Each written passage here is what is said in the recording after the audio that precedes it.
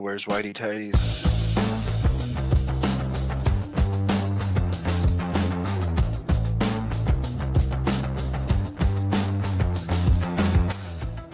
Hey everyone, how you doing? This is Amon Green, Green Bay Packers all-time leading rusher, and you're watching Packers Total Access Live, your daily source for Packer content. Go Pack, go!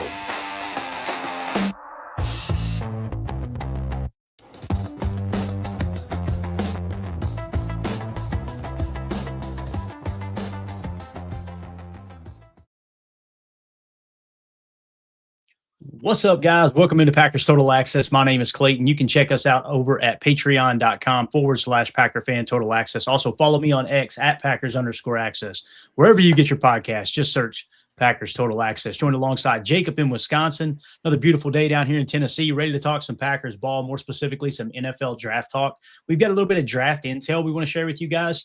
As we've been diving into the board, we hit on it a little bit with Emilio's mock draft the other day. What was it? Yesterday, I believe. And we're going to kind of lay out what the color code means on our board and really identify 29 prospects is what we got it to right now. And again, that list is probably going to grow as we get closer to the draft. But there are 29 prospects that seem to meet some serious criteria for the Packers to be very interested in them. So you'll probably get a good chunk, if not over half, of the Packers draft picks will probably come from this list. We'll explain what all that means. And also, we're going to do a mock draft on the backside of this. I have not done a mock draft with the mock draft database yet, so I'll do my first one there using our PTA big board, of course. But before we do, if y'all would, do that YouTube stuff for me. Smash that like button. Hit subscribe, click the bell icon. If you're new here, welcome into PTA. Thank you for making us a part of your morning. As we always say, listen, we're not experts. We're not media members. We're not insiders. We're fans just like you, a fan-driven show, just talking Packers on a daily basis. So if you're looking for that type of content, you want to join us live here on YouTube, wherever you get your podcasts, whatever you want, however you consume your content when it comes to Packers talk and specifically draft talk. Just follow us wherever you get all that stuff. Again, if you're in here on YouTube, smash that like button. It helps the channel more than you know. Jacob, you got anything you want to hit on before we dive into this draft intel here, man, to kind of lay out some of the guys that seem to be on the short list of the Packers here on March the 29th? Well, not necessarily. I know we're going to get into that this morning. I've been up since like 4 a.m. So what I've been doing is doing mock drafts. If I have a player that I haven't looked at any sort of like tape on, I'll just take a minute, switch over to YouTube, try to look at as much tape, even if it's just like some highlight reels, just to kind of get an idea what the player looks like. I've mentioned him before, but Eric Gentry, a late round linebacker out of USC. I hadn't actually popped on the tape of him. Really unique player. He's very long. He's like 6'5". I think he's like 235, 6'5". You wouldn't think maybe he'd be as physical as he is, but he's super physical, really good at pursuit, good at rushing the passer. Really, really interesting player. Not sure where he lands on our board, but I was really impressed with what I saw. I mean, he uses that length. He's like a spider monkey, man. He's got some really interesting tackles, avoids blocks for being as long as he is, and just really was impressed with him. If we could go and steal him in the 7th round or maybe get him as a UDFA, it'd be a fun one to see. I think we would have a UDFA grade on him, Jacob. We're showing a 264.3, but he's probably going to be somewhere in the 350 plus range. But yeah, I see what you're saying. The measurements we had here was 6'7", 221. I don't know if those are official combine measurements or not, but very, very interesting prospect there. You know, it seems like there's more and more linebackers that are tall like that now, right? I've noticed that here lately. It just seems like every year there was somebody we were talking about yesterday that was a stack backer. It's like, holy guy's got 6'6". What do we? When did this happen? Right? Gone are the days of AJ Hawk and some of the shorter linebackers, right? But Daniel in the chat says, "Good morning, Packer Nation. God bless everyone and go Pack go." Very well said, Daniel. I needed that this morning, brother. Appreciate that. Thank you so much. All right, let's get into it, Jacob. Let's talk about this draft intel. And again, if you guys are in the Patreon group, you got this article this morning. I don't even know if you call it an article. I like to do these breakdowns I use these as like living documents, Jacob. What I do is I'll put some information in, and then we'll edit it as we go through the year. I'll set the notifications so you guys will get notified in Patreon. Oh, Clayton just made a modification to this document. You can go in and kind of see what changed. And we're doing that with prospect reports. Like I went through and did a deep dive on Brandon Cease, Chris Johnson, and D'Angelo Pons yesterday and kind of fine-tuned, updated with where they sit on the board. I'd like to do a video maybe later today comparing those three prospects, because there's a decent chance that one of those three may fall to us at 52. I'm okay with any of those three. Obviously, Goody would probably have a problem with D'Angelo Pons, but with that being said, I just like kind of doing these type of projects because it gets my gears turning and kind of gets me a little more in tune with where the board is and where these guys may potentially fall to the Packers at what pick. But diving into it, here we go. And you notice on the screen grab, you got Lee Hunter and you got Zion Young. There's a reason for that, okay? So 2026 prospects most likely to be Packers, all right? So in 2025, last year, there were 10 prospects that ended up with the Packers before training camp, okay? 6 of those 10, again, 6 out of the 10 that ended up on the training camp roster, have 2 things in common. One is they were either a Senior Bowl or an East-West Shrine game participant, okay? The other is the Packers reportedly met with them outside of that. Now, you guys know, if you've been following along with the channel up to this point, Easton Butler does a phenomenal job. Justin Mello does as well. Ryan Fowler's been breaking news over on X. When a team meets with a player, sometimes it gets leaked out a little bit later. But if we find out, hey, the Packers spent extensive time with this player at, the combine or at his pro day, we'll put that cheese emoji next to him. It shows they showed interest early. And then, of course, the fact that they were at an all-star game, the Packers, their draft rate of players that performed at the Senior Bowl or the East-West Shrine Bowl is extremely high, right? They like those prospects. So out of 784, and I know we're going to get raked over the coals for this because we're nerds, 784 prospects on our PTA big board have a grade. Some of them more information than the others, but 784 prospects. There are only 29 that meet that criteria so far. Here they are so far in the order of our draft grade. And again, if you guys are watching this video back, 2 weeks from now, or if you're going into the document whenever, this is on March 29th. Is how it says. Okay, so again, 29. We took 784 and narrowed it down to 29 and going, hey, these are probably the guys that are primed for the pick. And now it may be hard for you guys to read this on the screen. I'll zoom in as much as I can. I'm going to read it off the other screen, and I got to start wearing my glasses. Y'all got to make fun of me. It's time, Jacob. I've got glasses I'm supposed to wear. Mandy stays on my ass about it. That's why you see me batting my eyes like a crackhead sometimes, because I'm squinting and trying to see everything. But here they are in the order of where they sit on our board, okay? So, again, it takes those 29 prospects and moves them all the way to the top of the board, okay? So the highest graded prospect that meets that criteria, Zion Young, edge defender from Missouri. Next is Lee Hunter, defensive tackle from Texas Tech. Next is Brandon Cease, cornerback, South Carolina. Next is Jake Golday, linebacker from Cincinnati. Jennings Dunker, offensive lineman from Iowa. Brian Parker, offensive lineman from Duke. Tanner Koziel, tight end from Houston. Darrell Jackson, defensive tackle from Florida State. Diego Pavia, quarterback from Vandy. Justin Jolly, tight end from NC State. Nadami Tucker, edge defender from Western Michigan. Caleb Proctor, defensive tackle from Southeastern Louisiana. And we'll do one more here. Malik Muhammad, cornerback from Texas. All those guys, Malik Muhammad is the lowest graded person with a 106.3 grade, okay? Those are the players that are on the short list so far. Now, again, we've got a bunch more as we get a little deeper here. We may hit them on the backside of this video. What do you think about that so far, Jacob? Because you're talking about edge, D-tackle, cornerback, linebacker, O-line, tight end, D-tackle, quarterback, tight end, edge, D-tackle, cornerback. What do you think, man? What do you think stick out to you?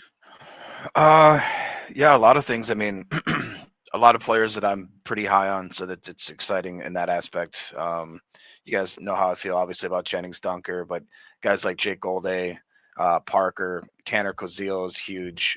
Darrell Jackson, even guys like Tucker is pretty cool. Caleb Proctor, Malik Muhammad, we've talked about. I like Rayshon Benny quite a bit. Mason Rager. There's a lot. TJ Hall, lots of guys that I personally have a draft crush on. So it's intriguing, interesting, and kind of hopeful that maybe 1, 2, 3, 4 of these guys are going to end up on the squad, which again, it's the hopium type, part of the season. And if there's a bunch of those guys where I'm circling them on my draft board and, highlighting them, put a star next to them, whatever you got to do. Cause man, that'd be cool. The more I learn more about Tanner Koziel, I just feel like that is such a great pick if we could make that work. There's a lot of guys in there that I'd be just pumped as all get out to have on the squad. Yeah. I'm with you, man. 2-0 for this says, why does it seem like Malik Muhammad is falling off for a lot of people? I see that too, 2-0 for this. And here would be my answer. Early in the draft process, there were people that were really high on Malik Muhammad. Our opinion really hasn't changed. He stayed in the same spot the entire time, right?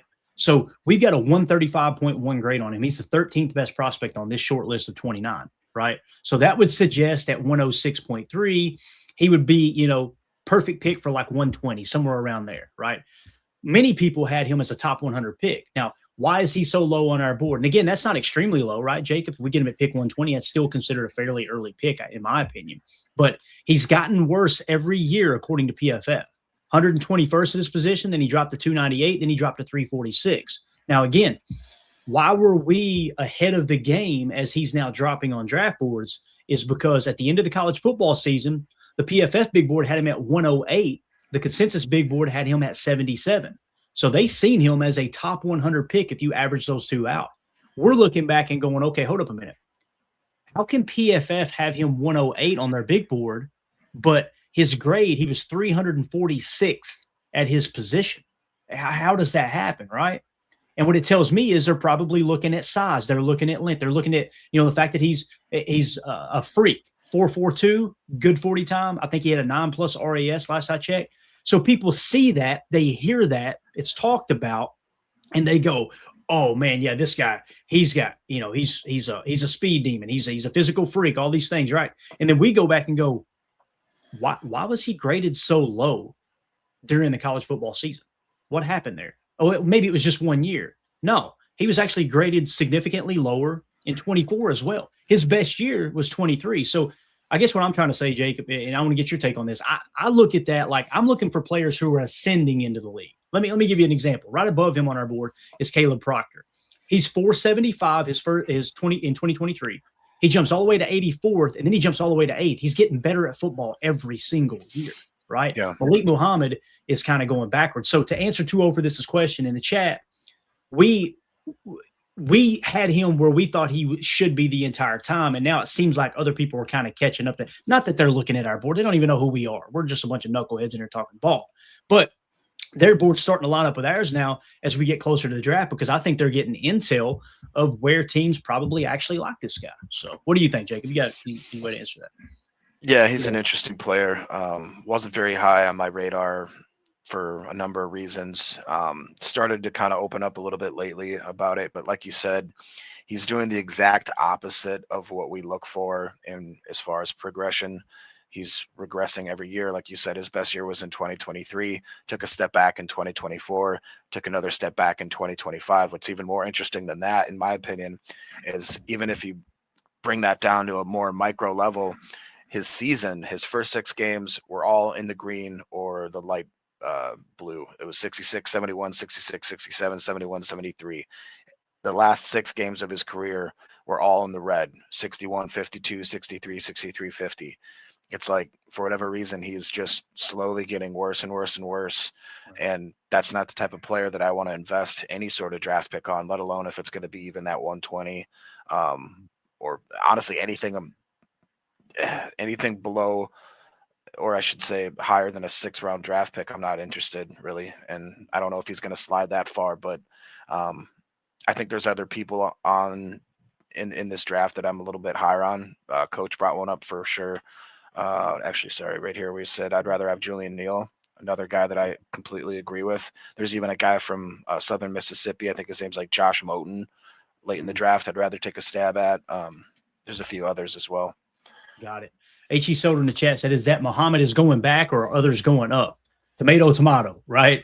Either way, he's dropping on boards, right? So, you could look at it that way and say, oh, no, he hasn't gotten any worse. Other guys are just being recognized now. Regardless, that's why I think it's important to get the information in as quick as possible rather than letting your opinion get swayed throughout the whole process, if that makes sense. So, again, when I look at it that way, it doesn't mean that Malik Muhammad can't be a good football player. It doesn't mean that, he's not draftable.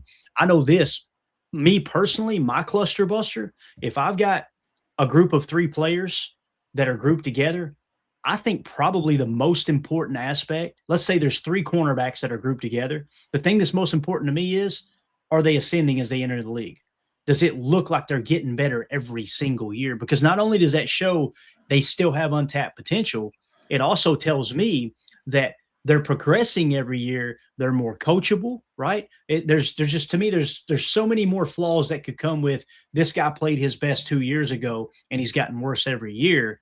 I don't know, man. It just and it could be injury related, right? It could be, hey, he's banged up and he hit it well, and that's not a plus either, right? So the rest of the players on this list, picking up after Malik Muhammad there at the 13 spot, is Rayshon Benny, defensive tackle out of Michigan, John Michael Gillenborg, tight end out of Wyoming, Mason Rieger, however you say it, out of Wisconsin, Damon Claiborne, running back out of Wake Forest, Will Kazmarek out of Ohio State. He's a tight end. TJ Hall, cornerback out of Iowa, linebacker Harold Perkins out of LSU, Dan Villari, tight end out of Syracuse, Landon Robinson, defensive tackle out of Navy, Alex Harkey, offensive tackle out of Oregon, Alan Herron, offensive tackle out of Maryland, Jordan Hudson, wide receiver out of Southern Methodist, Emmanuel Henderson, wide receiver, really good kick returner out of Kansas, then Vinny Anthony, the second wide receiver kick returner out of Wisconsin, Colby Taylor, cornerback out of Vanderbilt, and Devin Eastern, defensive tackle out of Minnesota. So that is the short list of 29 prospects that meets that criteria so far. Okay. Now, as we slide on down, there's going to be a couple other things that's going to come into play here too that I want to mention. So 4 of the 10 Packers that ended up on the Packers roster last year, the draft choices / UDFAs, 4 of those 10 had 3 things in common. Okay. And this is going to be lit up with gold. You see how this is green up here, Jacob? These guys are going to have gold bars on them because it's going to say, hey, they have these 3 things that the Packers love, right? And again, it's a lower hit rate with only 4 of those 10 Packers, but it's going to be a smaller list to pull from. 1, they have to be a Senior Bowl East-West Shrine participant. 2, they're a top 30 visit. 3, they met with the Packers outside of the top 30 visit. So if they've got the cheese emoji, they got the target emoji, and they either perform in the Senior Bowl or the East-West Shrine Bowl, they will be lit up gold on our board. It's going to be a much smaller list, but that's going to be, hey, these guys are really primed for the picking. You'll probably get fewer of those than from the green, but there's going to be a larger pull of the green than there is the gold, if that makes sense. And then the other thing that we need to keep into consideration here as well is another combination is 6 of the 10 Packers had these 2 things in common. So remember, we talked about 6 had 2 things in common up here, Jacob, and that was Senior Bowl / East-West Shrine. We'll just call it All-Star Game from here moving forward, okay? All-Star Game and the Packers met with them outside of the top 30 visit, right? Well, 6 of the 10 Packers also met with the Packers outside of the top 30 visit, and they were top 30 visits. So if they met with them early and then had a top 30 visit, they're really, really primed for the pick. And I would actually trust that probably over the prior one, if that makes sense. So top 30 visits as of March 29th. Well, let me mention this. One of the Packers' only 2 top 30 visits meets this criteria. Okay. So we've got 2 top 30 visits right now. It's Ted Hurst, wide receiver out of Georgia State. And then you got linebacker / safety hybrid TJ Quinn out of Louisville. One of these guys meet that criteria, and it's actually TJ Quinn. So that's a player you look at and go, okay, probably going to end up being a Packer. Will he be a draft choice? Will he be a UDFA? Time will tell. It's very interesting, Jake, because when I try to find information on TJ Quinn, he was at Louisville's pro day. We don't have an official RAS card filled out yet. It looks like it's going to be incomplete regardless. He was not invited to the combine, to the best of my knowledge. So he used the pro day to help build it. So that's probably why Gute spent a top 30 pick on him. Is like, hey, we don't have enough measurables on him. He looked really good playing linebacker last year for Louisville. Let's get him in-house and get a better look at him. So dude could be a UDFA. He may end up being a guy that we draft in the 5th round, right? Because we seen that with Warren Brinson last year. Nas Stackhouse was a little bit higher on our board than Warren Brinson. When Nas Stackhouse goes undrafted, Warren Brinson actually gets picked by the Packers, and then we sign Nas Stackhouse as an undrafted free agent, which I thought was a great sign. Does that make sense? And anything you want to add to that conversation there, man? No, I mean, this is another part of the offseason where it's one of my personal favorites. I'm such a sucker for the underdog, late round draft picks, UDFAs. The Ted Hurst thing, a lot of people are all of a sudden that smoke caught flame because a lot of people are talking about him on multiple podcasts. I had not heard anything about Quinn. I can't find anything about him in PFF. I found him on NFL Draft Buzz, had a little blip on him, which Draft Buzz is interesting. Like they'll have a deeper bench of certain prospects, but I don't quite trust a lot of like their other grades. But it's nice to look around at different sites and kind of get a wide array of summaries and synopsis and all that kind of stuff. But I would be excited, man. That Quinn guy, it seems like he balled out pretty well. It's surprising maybe he hasn't gotten a lot more. Maybe we should just stop talking about him and just let Goody do what he wants to do. And Right. it seems like Right. anytime we shine a spotlight on some of these guys within like a week or two, it's kind of went nationwide. Not that we're doing it, but like it just the way that it works out. So No, absolutely. And here's the other thing too, and we'll wrap this segment up and get into the mock draft. But TJ Quinn, he's extremely low on our board. I mean, really low, 539th on our board, right? But the big thing when you look in his scouting report, you got a guy who he's a coach's son, right? And he is a tackling machine. He's kind of a hybrid. Some people may see him as a linebacker. Others may see him as a safety. I think he's more of a linebacker than a safety. That's just me personally. But he screams special teams. So this is a guy, if he's UDFA, you stash him on the practice squad. You got a special team. You may get into training camp and go, hey, this guy has a chance to be our special teams ace, right? For the next 5 or 10 years. So if that happens, then obviously you activate them and all that good stuff. As Jay Cole says, yeah, absolutely, Jay, completely agree. It screams special teams. And listen, for the people that are going, he's so low on the board, why would we even spend attention? Y'all remember complaining about special teams last year? I remember complaining about special teams, right? So this is what we're talking about, putting extra effort and emphasis on building the special teams aspect of the roster. This is what Bill Belichick did for so long. This is what Bill Parcells did for so long, right? And how they had these teams that they would come out and win by 2 points. They'd win a 19-17 game, right? Or they'd win a 12-9 game because their defense and their special teams was so solid, they were able to kind of keep everything in check in terms of the explosives, even on special teams. So I'm curious to know what you guys think. If you're watching this video back later, hit us up in the comments. Let us know what you think, whether it's, about the top 30 visits in Ted Hurst and TJ Quinn. And again, Ted Hurst is 88th on our board, so we're probably looking at pick 84 to use on him, I would imagine. And also, what do you think about the criteria we set forth there to try to identify these prospects that specifically the Packers seem to like? Let us know in the comments. Take the conversation in there. Hit that like button, hit subscribe, click the bell icon so you catch all our content moving forward. All right, Jacob, you ready to do a little mock draft in here, sir? Yeah. I'm going to use you as my personal bounce things off of guy, all right? That sounded kind of bad. Yeah, well, you'll be my personal assistant. That sounds bad. You're going to help me with the draft, okay, Jacob? That's what's going to happen here. So, all right. Now, hold on now, because correct me if I'm wrong, but now me, Tim, and Emilio all have our official first draft mock that's been saved. Now, are you going on record? This is your entry. This would be my first official using the mock draft database. Now, Emilio's is not really his. We caught on about halfway through. No. Yeah, I know what you're trying to do here.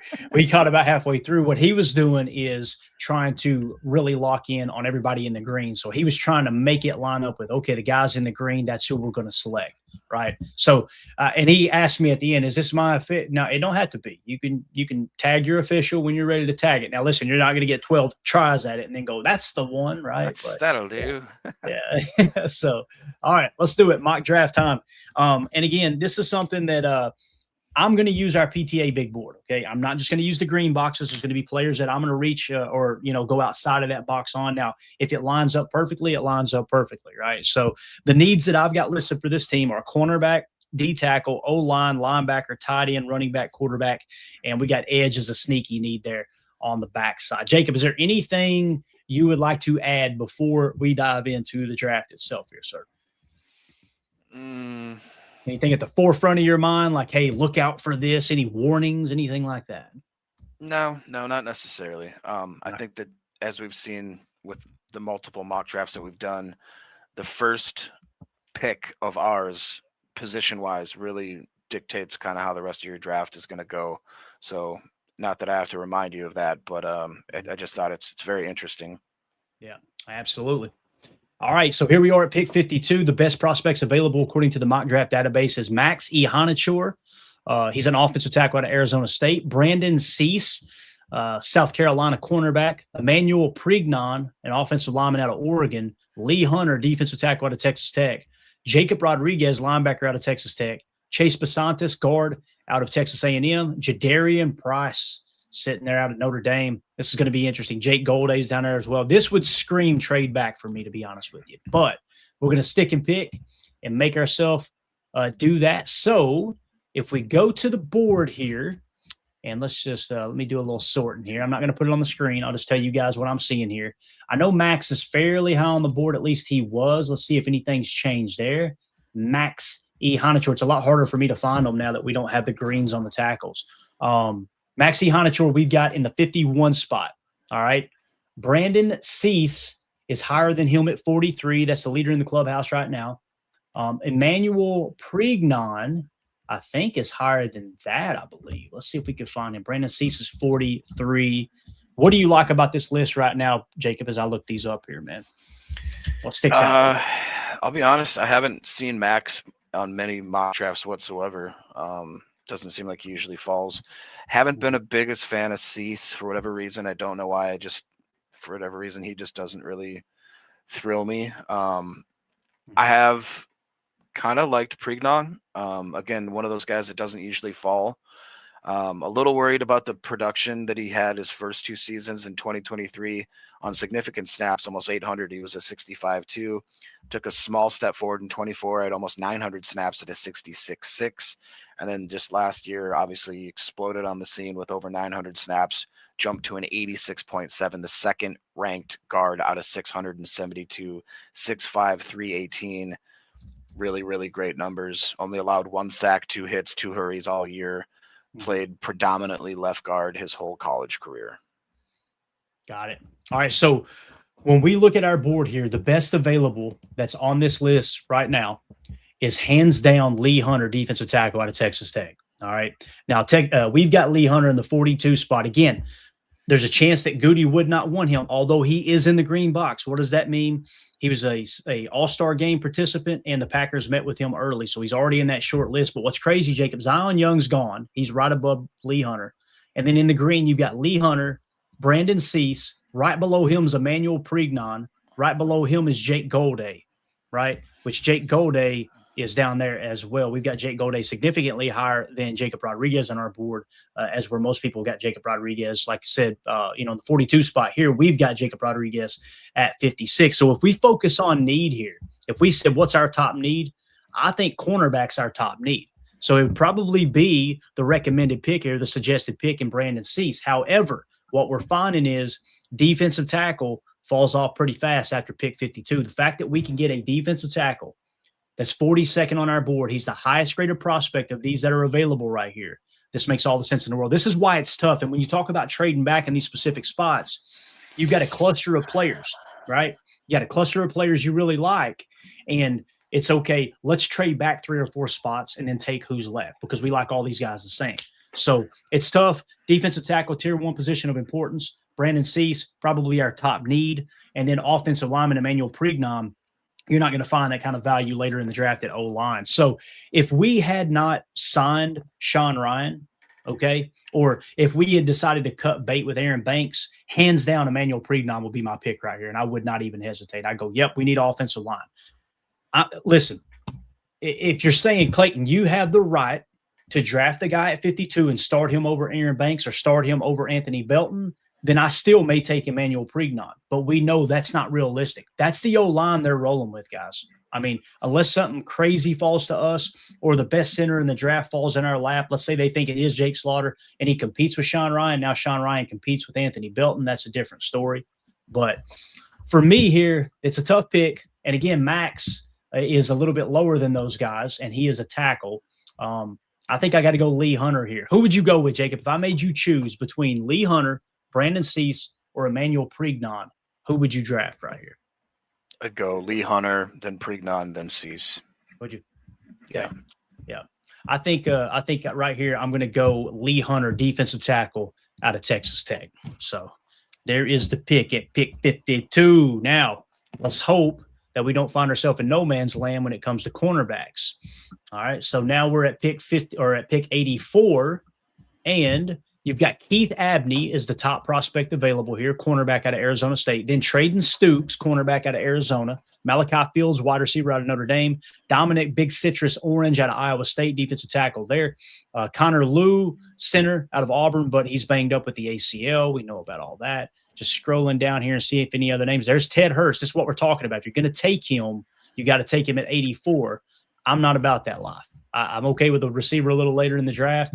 And Ted Hurst may end up being a dog, right? And I wouldn't rule out Gute taking him at 84. I just know I wouldn't do it. So if we really keyed in on cornerback here, and I sorted our board by corner, and going back to the top of the list. So Brandon Cease obviously is gone. Keith Abney is right below Brandon Cease at a 45.9 grade.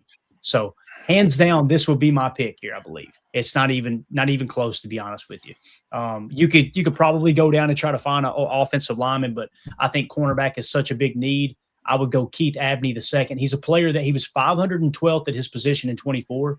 He jumped all the way to 18th last year, so he's an ascending player.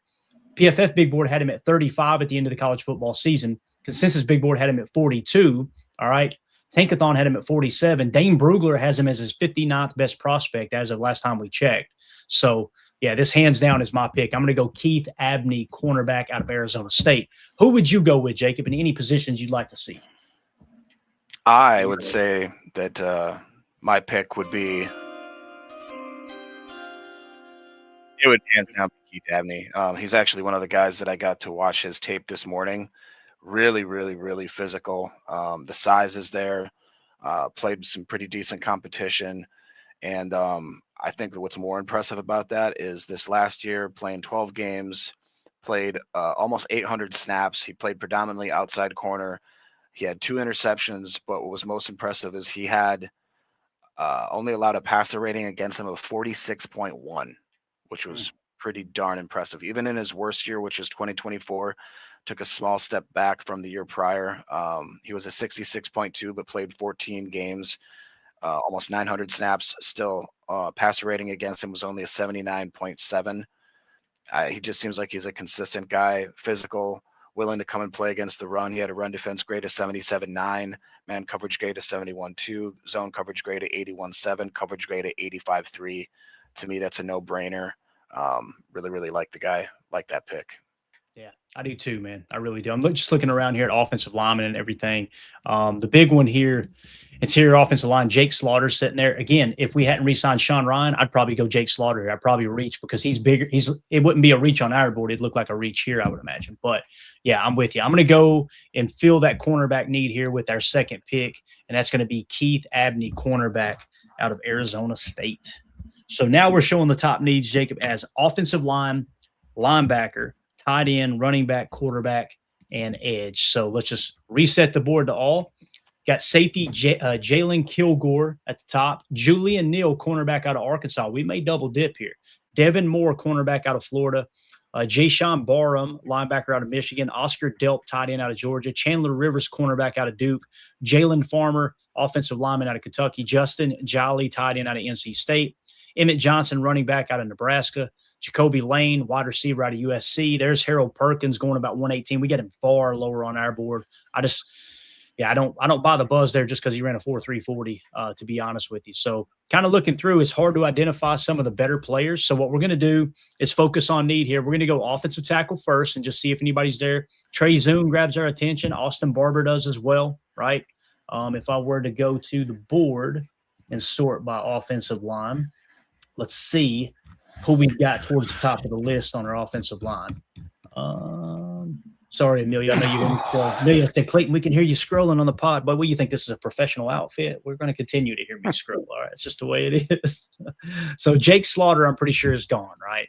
Yeah, Jake Slaughter's long gone. There you're seeing Bo Stevens start to pop up in the mix. Yeah, there's Matt Golban as well. Let's key in on tackle for just a second here. So Trey Zoon, where's Trey Zoon on our board? We do not have him as a tackle. We've actually got him listed inside. That's what's crazy about Trey Zoon is he can play center and he can play tackle. That's some versatility the Packers will probably love. We got a 127.2 grade on him. Jude Bowery is above him. All right, so we've got a 119 on him. So if we really keyed in on offensive line here, where is Austin Barber? I want to say Austin Barber significantly higher. He's a Senior Bowl participant as well. We've got a 79.6 grade on Austin Barber. So he's the leader in the clubhouse right now. If we're going to go offensive line, let's just jump over to interior offensive line. And then you got Jalen Farmer. He's below Austin Barber. Billy Scrouts below him. You got kind of a cluster here, which is really, really interesting. Bo Stevens significantly lower now. Keegan Trost Where's Keegan Trost at? He's way down the list, I believe. Yeah. So, yeah, if I go offensive line here, Jacob, it's going to be Austin Barber out of Florida. Now, the other need we need to kind of discuss is maybe linebacker, right? There you got Bryce Betcher, Caleb Elarms, or guys like that. Remember So Austin, Jayshon Barham, too. He was one of the only linebackers on that flow chart that we looked at that had like 3 of the 4 that were green. Remember that? Yep. And we were looking Is at there like, where anybody did else he that come from? Yeah. Is there anybody else that grabs your attention here while I jot these down? Anything else? Anybody you want to mention here? I'm just trying to get a grab on some of the linebackers. I think that it'd be worth maybe taking a look at the 2 cornerbacks.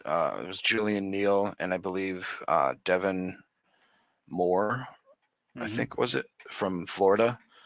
I like both of those guys. Both of them have good size, ranked pretty high.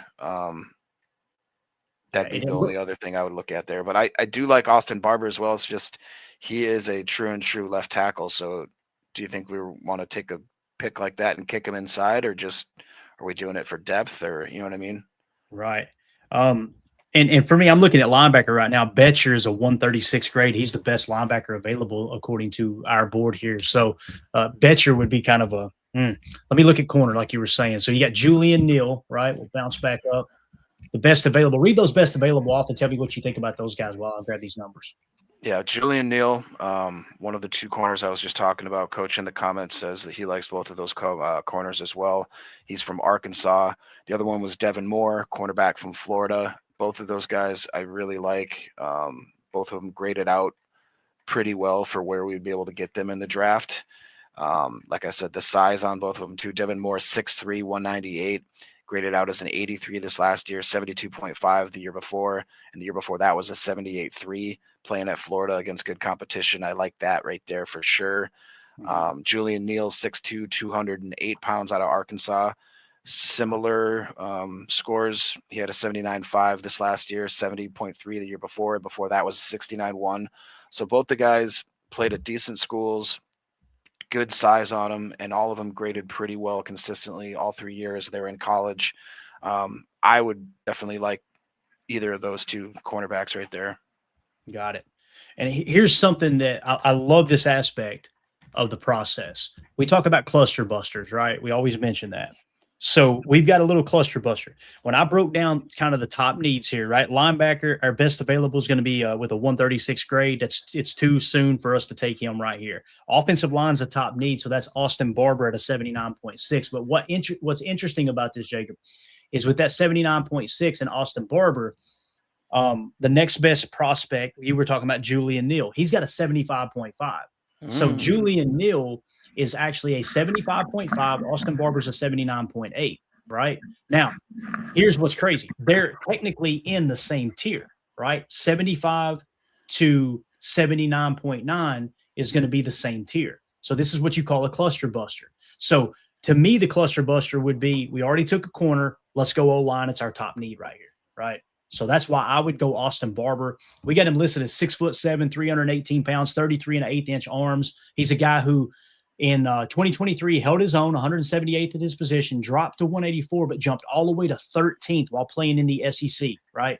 And then it looks like the PFF big board had him at 114. The consensus big board had him at 103, right? Tankathon had him at 91. Dane Brugler's got him as their 86th best prospect. He scored a 9+ RAS as well, if I'm looking at these numbers correctly here. So I'm going to go Austin Barber, even though Julian Neal has a better grade, because we already went corner and they're in the same tier.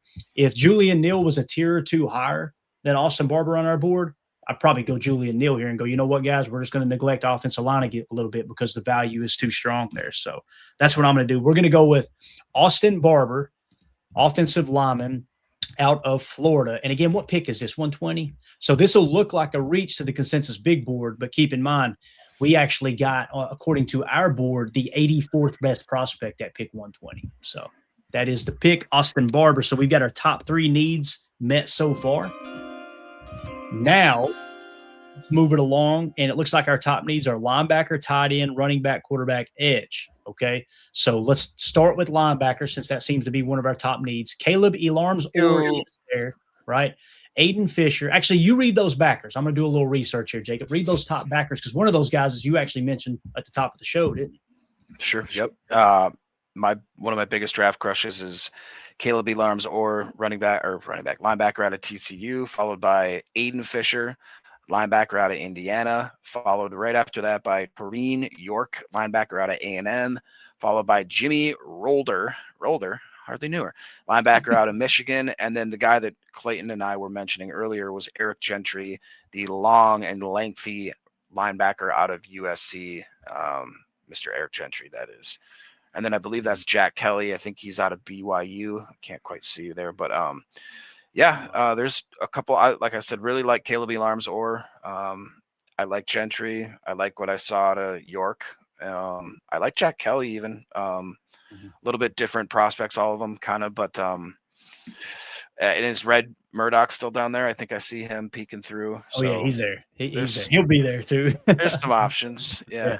And that's what makes this tough because Caleb Elarms or is going to be gone before we pick again. Most likely, maybe he won't be, but he's sitting there with a 159.5 grade, but Red Murdoch is higher than him with a 132.7 grade, right?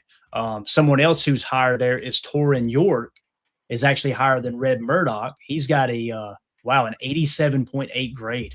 Man, that screams for us to take him right here. So let me do this real quick. Let me watch. Which one was that? Torin York, however you say it. Are you worried about his size? PFF has him at 5'10", 225. Yeah, it looks like the official measurements, if this is correct, 5'11", 226. Okay. Yeah, I mean, Goody, is he worried about size? Absolutely. Me? No, I'm not. I want football players. That dude is the 49th highest graded linebacker in the league. Now, he's not going to be high on boards because everybody focuses on the athletic aspect, right? PFF Big Board at the end of the college football season had him at 82. Consensus Big Board had him at 108. I would be okay with the size, but you guys know how I do. This is why I get raked over the coals with people going, oh, the Packers would never do that. He's too small. And they, how many times have y'all heard the arms are too short? The arms are too short. Do yourself a favor. Go look at Baron Sorrell's arm length, right? It's like, it's not set in stone. They won't do this stuff. You'll notice the green and the gold boxes on our board this year. We're not even focusing on the athletic threshold anymore. As a cluster buster, sure. As trying to predict of these players, who would Goody take? Absolutely. It's okay to have that conversation. We'll still have it on the board. It just won't control the color codes. So with Torin York, we got an 87.8 on him. All right. So he would be hands down our best linebacker on the board right now. I think Aiden Fisher is below him. He had a coverage grade of 90.8. That's what I'm saying. But Jacob, he's too short. You know what I mean? It's like, does he play good football or not? Quay Walker had the perfect height, didn't he? How many times we see his ass get cooked in coverage? Like, so fast, again, man. And it's just like Jacob Rodriguez. Somebody said earlier, I think it was yesterday, I don't think he's overrated.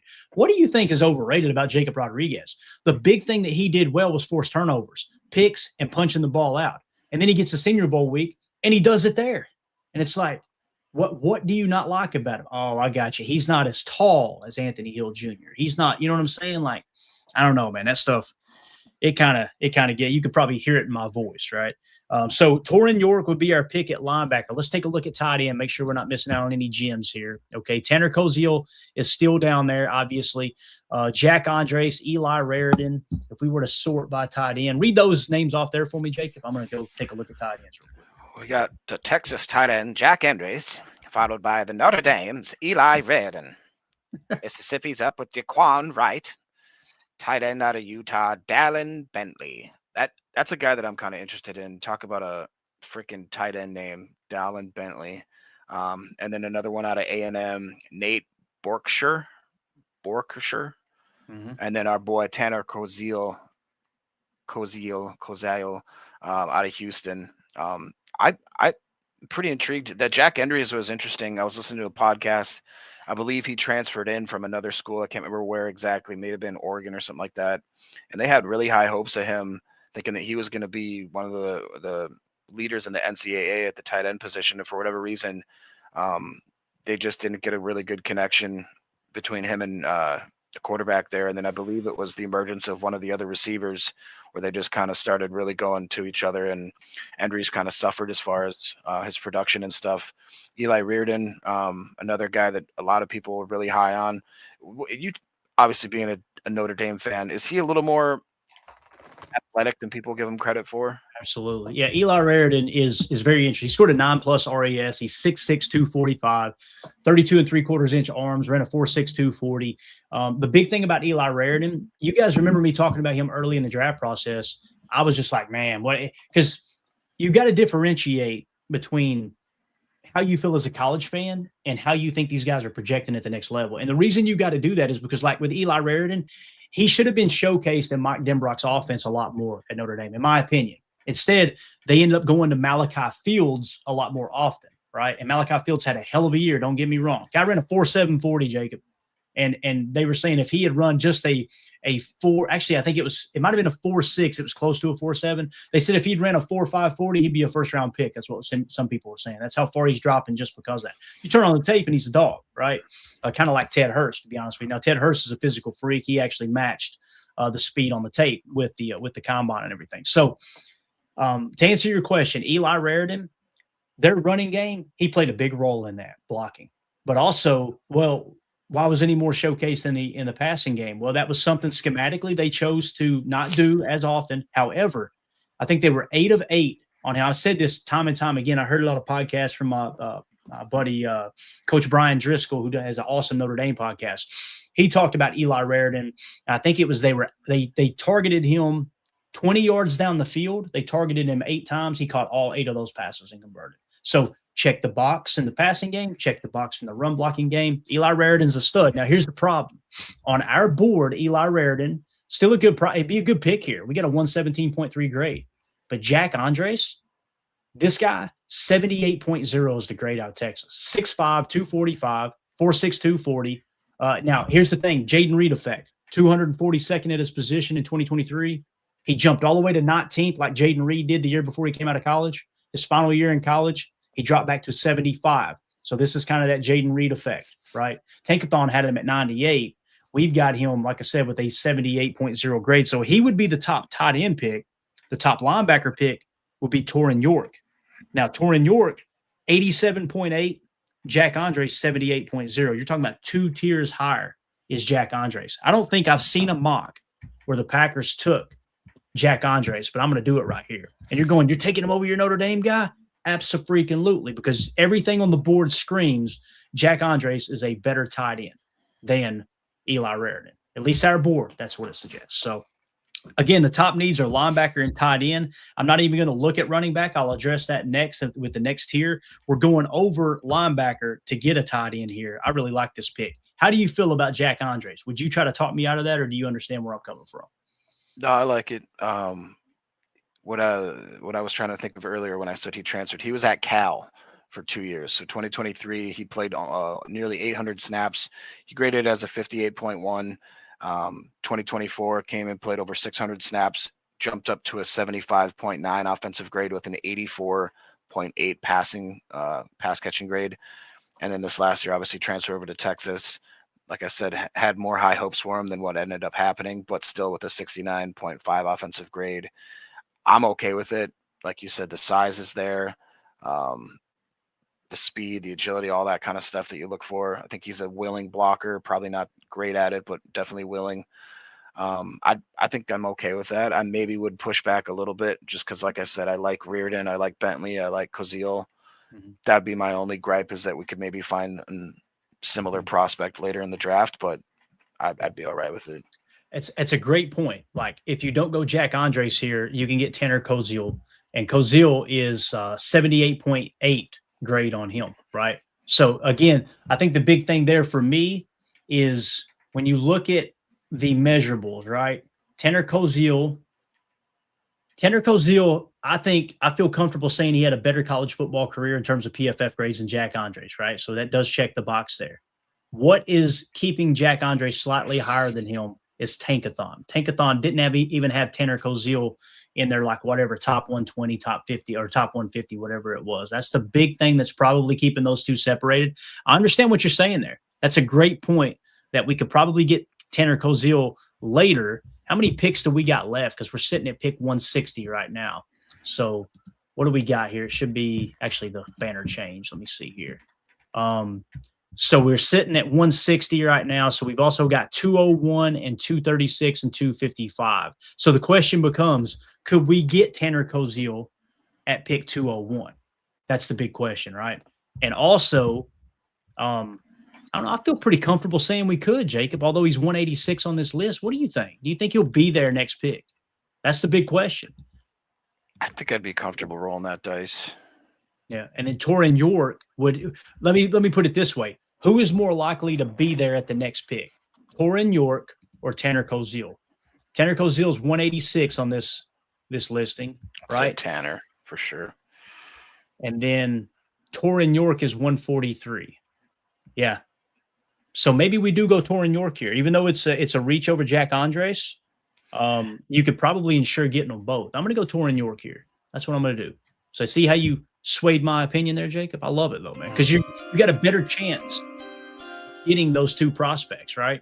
Or two of those four that you really like. So we're going to go linebacker out of Texas A&M, Torian York, and we're staying in the order of actually our needs there, which is really cool. Now let's pray to sweet baby Jesus that he's still there. Tanner Koziel is gone. So now you're forced to take a much lesser prospect in Eli Raritan, most likely. So if we come back to tight end, Eli Raritan, 117.3, still a solid pick here, right? And then you got Daquan Wright. He is on down the board. Dallin Bentley on down the board. And Brokercher is down the board. Will is on down the board as well. So, yeah, very, very interesting how that fell into place. So we missed, right? So if we went Jack Andres, we would have got a far better grade. This is the difference, guys. This is the decisions you've got to make. We went Torian York, right? And we could have probably gotten Red Murdoch a little bit later. Probably would have been the safer pick. Instead, we went Torian York. We passed on Jack Andres. Andres, 78.0 is his grade. So now we're having to settle for a 117.3 in Eli Raritan, which I don't hate the pick. Don't get me wrong. He's an ascending player, 9+ RAS, but that's the problem with looking at it that way rather than sticking to the board, right, Jacob? Because we did take a lesser prospect. Torian York, hands down, was the best. Torian York. Tanner Koziel, or no, who was the other tight end we were looking at? Jack Andres, right? He was the better prospect of everybody that we just talked about. And we basically said, screw the board for a second. Let's go down and get this guy to try to really manipulate the board. So, I was meaning to ask you this multiple episodes ago, and then now that we're talking tight ends, where do we have Rohan Jones, tight end out of Arkansas? Okay, just 1 second. PFF has him 373rd, but also he was the third ranked tight end with a 90.3 grade. The guy absolutely balled out. He averaged 26.7 yards per reception. He was first overall in yards after catch. What position? Tight end. Rohan Jones. Rohan Jones. Let me see here. Danny Rohan. He didn't drop a single ball. He has a 0% drop rate. He has a receiving grade of 92.7, 5.03 yards per route run, which is absolutely insane. Mm-hmm. He was third in deep yards, first in average depth of target. So Rohan Jones out of Arkansas is actually one spot higher than Eli Raritan. We may have found one. Now it's showing his RAS as a 0, Jacob. So his RAS evidently was cheeks. It was less than 7. Okay. We've also got consensus big board is missing. Let me know if the stream lags right here, because I'm going to open up another window and I'd like to know if it causes it to lag. If anybody can tell, maybe you can't. That's okay. So you're saying Rojas, right? What was the first name again? Rohan. Rohan.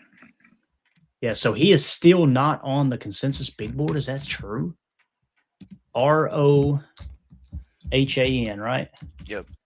Rohan. Let's see if he's still not on the consensus big board. He is not. Wow. That's so crazy. Yeah.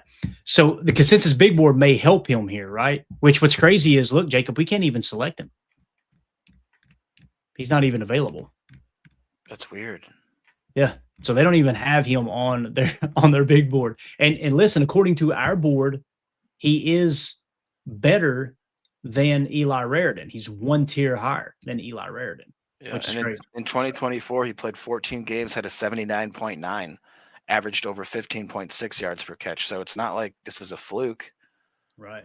That's I nuts. mean, dude, I haven't seen it. Like I said, first overall in yak, first overall in average depth of target, third overall in deep yards, tied for fifth in deep catches. Like, what? What's his build, Jacob? I know you already said it. Say it one more time for him. What's his build? 6'3", 242. Okay. I wonder if he's more of an H or something like that. You think? That's what I was thinking. Maybe that's how people are. Yeah, might be viewing him that way. Could be.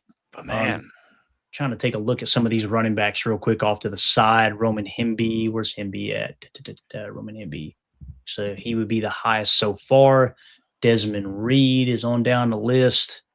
Le'Veon Moss. So yeah, Roman Hemby would probably be the top running back right now, I think. No, wait a minute. Yeah. So far. Jam Miller. Where's Jam Miller at? He's on down the board. Tyrion Stewart. So if we were to go running back here, which we kind of see as a sneaky need, we've talked about that all offseason, Roman Hemby would be the top choice with a 144.7 grade. So I think I'm going to go Eli Raridan here, seeing that we can't go Rohan, right?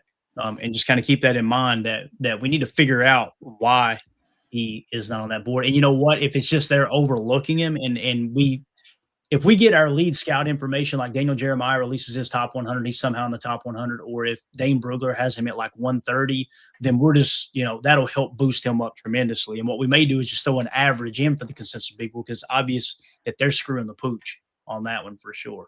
So that's a good point. Yeah, the University of Arkansas's website has him listed 6'3", 242. He did transfer from Montana State, and he is from Montreal, Quebec.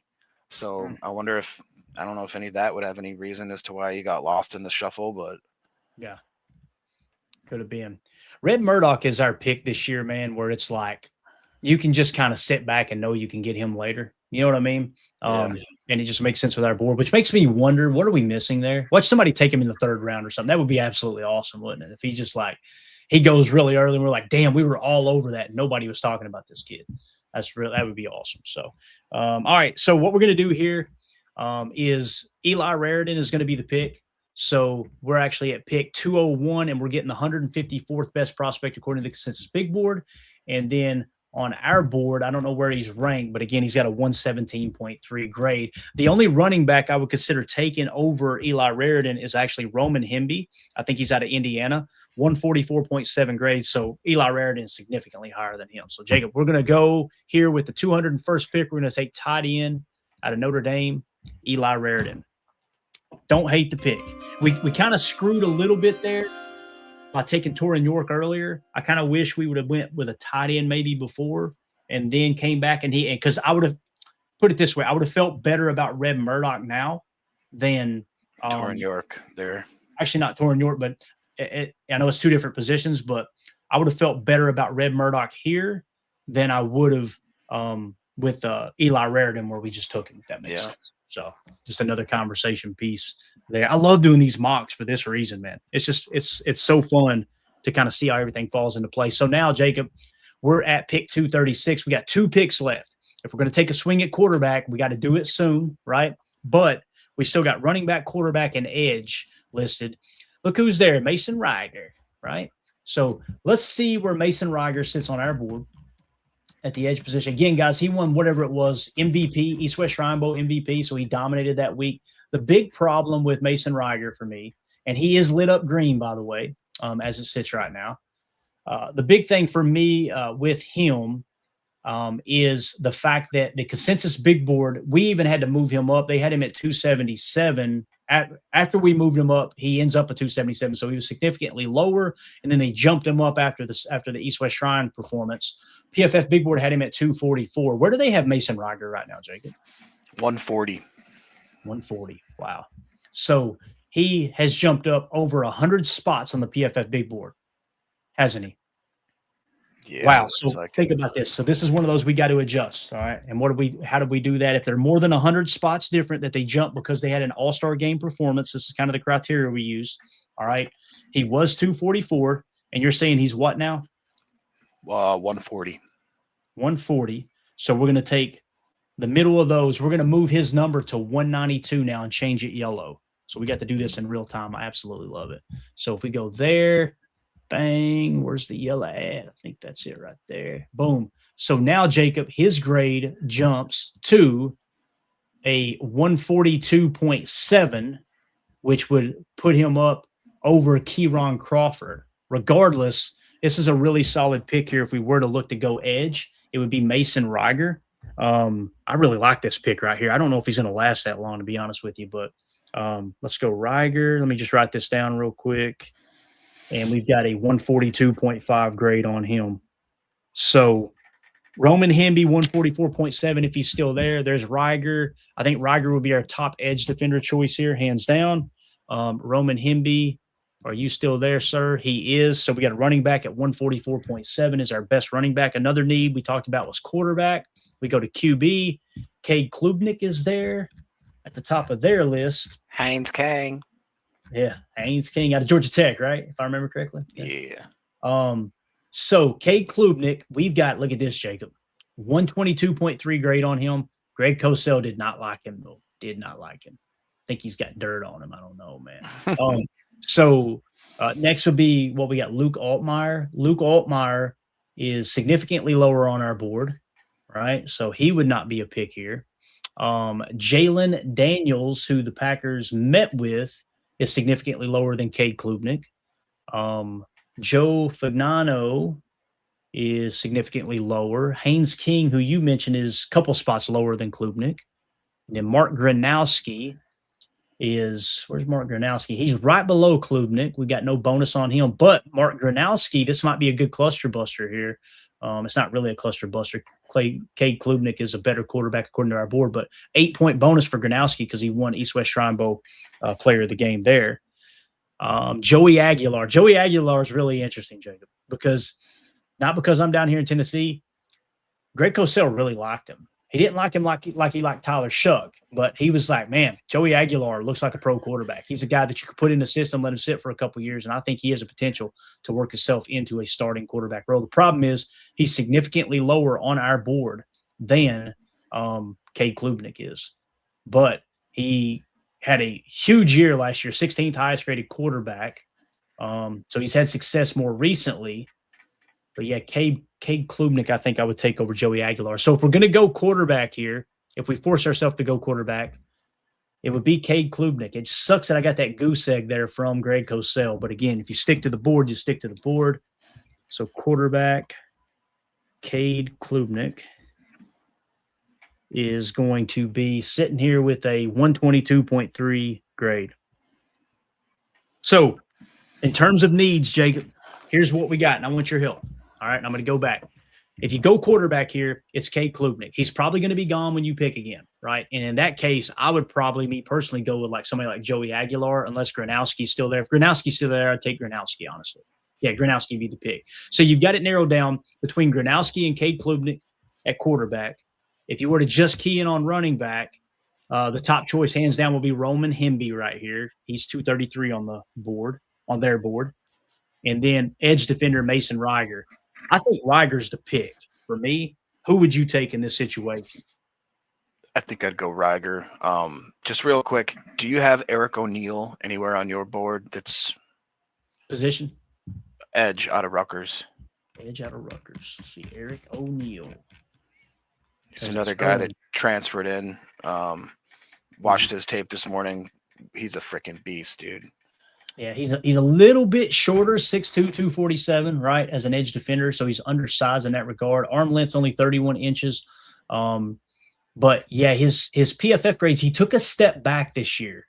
But 23, he was 28th at his position. 24, he was 16th, and he fell all the way to 223. So that's the only red flag there, that and the size. We don't have a complete RES, but we've got a 136.6 grade on him, Jacob, which would be a higher grade than Mason Reiger. It would be. And he is available there out of Rutgers. They've got him significantly lower. If I had to choose between those two, between Mason Reiger and Eric O'Neal, that 8-point bonus from Mason Reiger going off in the All-Star game and the wrestling background and the fact the Packers met with him. Eric O'Neal, I'd go Reiger too. And I don't think Eric O'Neal was at any of the All-Star games, was he? I don't think so. Yeah, I need to research that because I'm not showing it on my board. Is the reason I'm asking. So yeah, I would go Reiger, although the board shows he's a little bit better than Reiger. They are really, really close though. Can I ask you one more player? Mm-hmm. Haven't heard anybody talk about this guy, but he's graded out exceptionally well all 3 years. 82.6, 89.9 this last year, 88.8, all with significant snaps. Keyshawn James Newby, edge out of New Mexico. Undersized a little bit as well. So he's way down there. Yeah, let's see here. Keyshawn James Newby on our board. Where is he at? He had a 24.1 pass rush win rate percentage. Jake, you may have found so he played 13 games, almost 700 snaps. He had 10 sacks, 9 hits. Get this, he had 55 hurries and batted 4 balls. Where do they have him on the PFF big board, Jacob? 288. So we did not have that data in. He's way down our board. All right. What did he rank at his position in 2025? Can you see that there? 21st. Wow. Hold up, boys. We just found one. I love this. 2024, he was 17th. Oh, my gosh. All right. In 23, do we got one? He was 57th.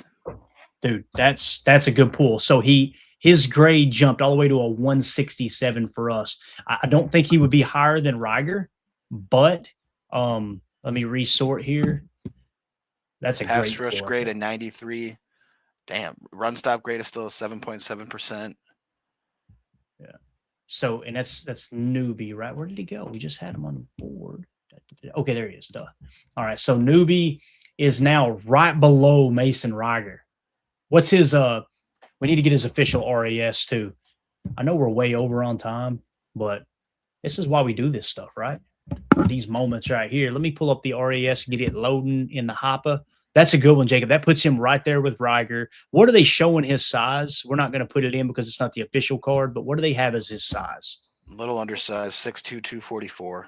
Okay, so that's probably why he's a little under the radar, right? Because Mason Reiger's a beast, 6'5", 251, 9+ RAS. It's like that. I would definitely go Reiger over him, but that's really, really interesting that we didn't have a PFF ranking there, and now we've got that. That's going to be wild. So RAS is still loading. You can tell the traffic's picking up over there. I don't want to put the unofficial measurements in without double checking, but he's a guy that wasn't at one of the All-Star games either, it looks like. So very interesting there, kind of under the radar. And listen, it doesn't mean the Packers won't take one of these guys, right? We drafted, last year or ended up on the roster. There was, 3 or 4.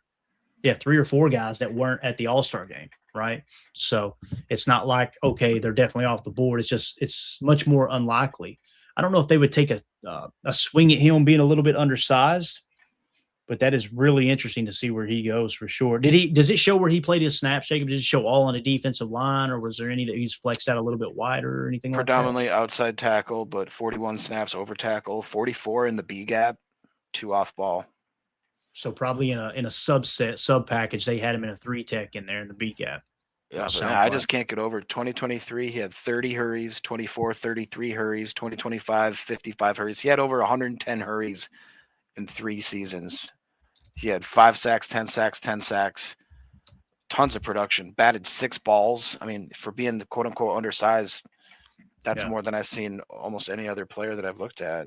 Yeah, the RAS is incomplete. They've actually got him, Jacob. This is probably what's hurting him. I think we found it just now. His official measurements were 6'1", okay, 240 pounds. So people probably see him as a tweener. Doesn't mean he can't be a good football player, right? We've seen it before, but the RAS is definitely incomplete. That's a good pull because he just jumped significantly on our board up to 145.2. So, all right, cool. And again, I know that's a little long-winded way to get back to we're going to take Mason Reiger here, but I just love how that all unfolded, man. Here's what it comes down to, all right? We got to choose between Mason Reiger, edge defender here, who's 210 on this board, which means he's probably going to be gone before running back Roman Hemby, who's at 233, right? 233, 210. I'm going to go Mason Riger here, Jacob. We're going to grab us an edge defender late. So that's going to be the pick. And then we've got one more pick after that, don't we? So, all right, we're going to go Mason Riger, a little bit more important. That's just too good a value to pass up on there. All right, now with our final pick, it's going to come down to, I think, quarterback and running back here. So we got Riger, we got the edge defender out of the way. Now we're going to go Roman Hemby. He is still there, and now we get to decide on a quarterback. Cade Klubnik is now gone. Mark Gronowski is still there. According to our board, Mark Gronowski would be the best prospect here. If we go back and search through the quarterbacks, just want to make sure I'm not missing anybody. So now the question becomes, would y'all rather grab a running back or would you rather grab a quarterback? Okay. Mark Gronowski, 135.2 grade. Roman Hemby, 144.7. If you went tier 1 importance, it would be Mark Gronowski. If you went overall grade on our board, he's 22 spots higher or 22 points higher than Roman Hemby. I think you got to go Mark Gronowski here. What do you think about it, Jacob? It's either him or I know Haynes King is still there. He's right below him on our board. You get Jalen Daniels down there, Joey Aguilar down there. I could make a case here, and I know we can't do that on this specific mock. Another option, Jacob, would be draft Roman Hemby at running back and then jump back and undrafted free agents, try to sign Mark Gronowski, try to sign Joey Aguilar. Does that make sense? Yeah. That was kind of what I was going to say is say you like Daniels, King, Gronowski, and Aguilar. Like you said, maybe take a flyer on a running back, maybe even a crazy wide receiver or something, and then you hope that out of those four that you could get one guy as a UDFA. And, even that might be the perfect situation for a guy like Aguilar, even if you were to maybe keep Ritter for a year, give him extra time to kind of learn, slowly develop. Who knows what we'd have in a year or two. Yeah. Soder in the chat says none of the round 7 quarterbacks will be better than Ritter. Trying to think here. This year, yes, right? But you need a scout team quarterback. If you draft him, it's less likely they're going to get poached when you put them on the practice squad, right? Because other guys have already made their decision on their quarterback. Desmond Ritter, probably the better quarterback right now, but what if going out and you draft a Mark Gronowski or a Joey Aguilar and you look up in 2 or 3 years, now Desmond Ritter's gone and one of those two guys, whoever you take, ends up being your backup quarterback then. That's kind of the conversation we're having here, right? So I agree with Soder's comment. Ritter, these guys are probably not going to beat Desmond Ritter out for the backup spot, right, Jacob? It's a great point. So if that's the case, why not go Roman Hemby here, right, running back, and then sign one of those guys as an undrafted free agent, whoever's left, since it is going to be a practice squad guy. Now, the thing, too, Mark Gronowski, if I remember correctly, is a little more mobile, right? Haynes King is an athletic freak. He scored a 9+ RAS. He's actually a Green Bay fit here, too. Jalen Daniels is a Green Bay fit. If you get a mobile quarterback, now you've got that guy on the practice squad or the scout team, if you will, that can mimic what Caleb Williams does running around the pocket, right? So that's a huge asset to have as your scout team quarterback as well. So I think we're going to go Roman Hemby. The only thing that worries me, I don't know Roman Hemby's size here. Let me fall back and take a quick look. Because, we do need to take somewhat into consideration the size aspect. But Roman Hemby, 6 foot 207. Yeah, I think the Packers would be okay with that. He's a little bit bigger back. They like bigger backs, right? So, and he's I think he's going to be the pick here. We're going to go Roman Hemby, running back. Are you opposed to it, Jacob? No, I like that. I like that a lot. Like you said, All right. It makes more sense that we take a flyer on one of those 4 quarterbacks, that one of them makes it to UDFAs, and we could rope them up and, like you said, either have a backup or a practice squad guy. Here's the other thing. Maybe you sign your favorite and the other 2 go unnoticed. You invite them to camp. Like if nobody signs them, then, yeah, go ahead and invite them into camp and let them compete in that regard, right? What do you think about Tool for this comment saying, or else we trade for Richardson?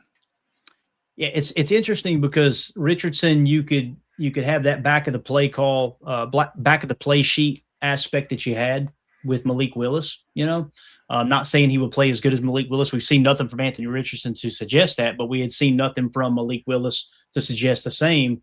before Matt LaFleur got his hands on him. I would be okay with trading a 7th round pick for him. I've heard other people say they hate that idea. There's no way I give up a draft pick for him. And I'm like, 7th? Yeah, like what do you again, we just talked about if you draft a Overall quarterback first-round here, he's draft not going to pick. beat out Desmond Ritter. Now the question becomes, who's the better quarterback? Desmond Ritter or Anthony Richardson, right? Now, probably Desmond Ritter is the better quarterback, believe it or not, as it sits right now. But Desmond Ritter doesn't bring that back of the play call sheet aspect that Malik Willis did the way that Anthony Richardson did. So that becomes a conversation piece if you want that aspect. I'm not sold that Matt LaFleur wants to do that either, right? It wasn't like Matt LaFleur sent him out there and just said, run all over the place, run all over the joint. There was a lot of dink and dunk passing going on. He took some shot throws as well, he being obviously Malik Willis. But it is a fun little tool to have in the bag for sure. So, yeah. I'm going to go 2-0 for this sold me. He says Hemby got back. So we're going to go with Roman Hemby. Get some junk in the trunk over there. All right, that's running back out of Indiana. So there is the final pick. So the only thing we didn't get was a quarterback, and we'll probably sign one of those. Yeah, Coach Lynn says, which leads me to my next point. Don't smoke crack. So my mock draft here, I'm going to screenshot it real quick, is – with the 52nd overall pick, we went with Lee Hunter, defensive tackle out of Texas Tech. 84th, we went Keith Abney, cornerback out of Arizona State. 120, we went Austin Barber, offensive lineman out of Florida. 160, Taurine York, linebacker out of Texas A&M.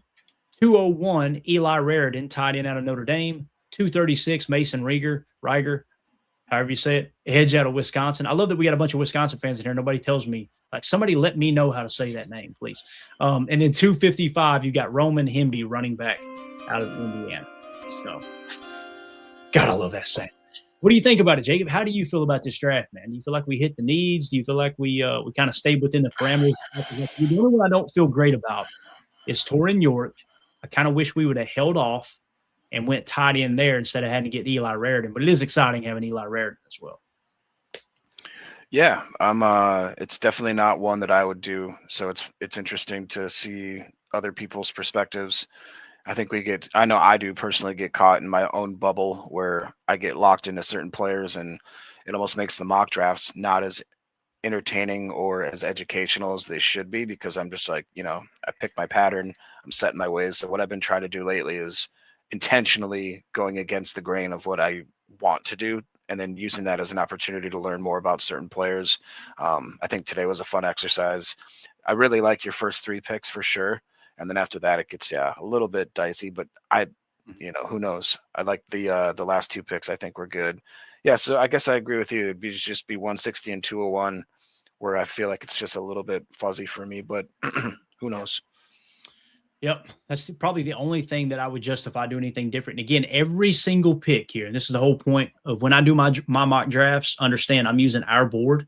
Every single pick here, we got great value according to our board, right? And again, you're going, hey, well, what the hell's your board? I got you. I understand. Hey, I'm skeptical of it sometimes too. But boy, oh boy, when we looked up last year, Jacob, those players were falling perfectly into place until the Packers picked, right, with Anthony Belton. And then that's when it went off the rails. And, of course, Anthony Belton didn't really have a great year, obviously. So hopefully he bounces back this year. But I like it, man. I do. I think it kind of fits within the parameters of what the Packers would do. I don't think we made any picks here where we go, nope, they would never do that. The only thing that sticks out, Lee Hunter at 52, having less than a 7 RAS. The last time we did that with a defensive tackle, especially that early, I think it worked out pretty good, was actually early in the first round. A guy by the name of BJ Raji had like a 3 RAS. And obviously Raji ended up panning out pretty good. So anyway, there you go. There's my first mock draft database mock draft of the season. I'll save it and I'm going to save it in here as an image because I'm not going to message it to anybody. But let me put that in here real quick. Screenshot. Anything else you got, Jacob, before we wrap up, man? Anything? Well, I think what you need to do is take screenshots of all 4 of our drafts and you put them up on Twitter with a poll, no names attached, and just say which one of these mocks is the best mock in your opinion. And then the next time we're all on the pod together, we'll see who has bragging rights. I like it. You know where yours is at? Did it get sent to you? Do not even try to say that you did. I thought you saved it. No, bro. Like I send Tim's to him in DM. I sent Emilio his into DM. I just didn't. You dirty dog. Yeah. Hopefully you screenshot it or something. You can find it when you did your mod. I might have to just go back into the episode because I'm not letting that one sit. That was one of the best ones of all time. That's what they say. A lot of people say that. Some people say that. I'm looking. Yeah, we don't have it saved in the screen grabs here, so I'm sure we can find it somewhere. But all right. That's it, guys. We're out here. Didn't plan on doing an hour 20. Was hoping to go 45 minutes. You guys know how that goes. But hopefully you guys enjoyed this. This was a lot of fun getting here and talking ball with y'all. We'll be back later if news breaks. Hopefully we get another top 30 visit come down the pipe. If so, I'll go live immediately and we'll cover it. We'll give you a full scouting report just like we did with Ted Hurst when it broke. And, of course, our boy TJ Quinn out of Louisville when that broke there yesterday. So everybody have a great day. Hit that like button for us. Hit subscribe. Click the bell icon. If this was your first time tuning into PTA, we really appreciate y'all hanging out with us this morning. This was a lot of fun. For Jacob, my name's Clayton. This is PTA. Go Pack, go. Here we go. Bye, guys.